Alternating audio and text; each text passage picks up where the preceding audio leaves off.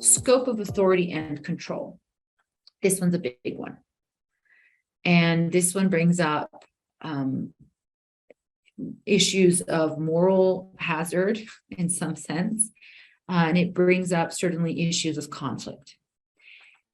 We're going to start with the basic, right? The basic tenet is that an attorney has a duty to maintain independent professional judgment, and that the attorney controls strategy. We also know, based on the rules, that the client controls settlement. The client decides when and how much to settle for, if to settle at all, whether to go to trial. And we know this from Model Rule 1.2, which is adopted across the country, that a lawyer shall abide by a client's decisions concerning the objectives of representations, and as required by Rule 1.4, shall consult with the client as to the means by which they are to be pursued.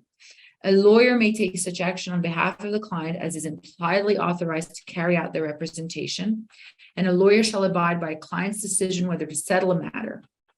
And then there's a discussion regarding criminal cases that does not apply to us. So when you are looking at scope of authority and control, who has to maintain control? The attorney and the client. Who is not going to have control? The litigation finance company. And any reputable litigation finance company is going to recognize that and be adamant about that. If you have a litigation finance company that starts trying to exert any control on the lawsuit, that's a problem. That's the red flag. That's a good reason to walk away.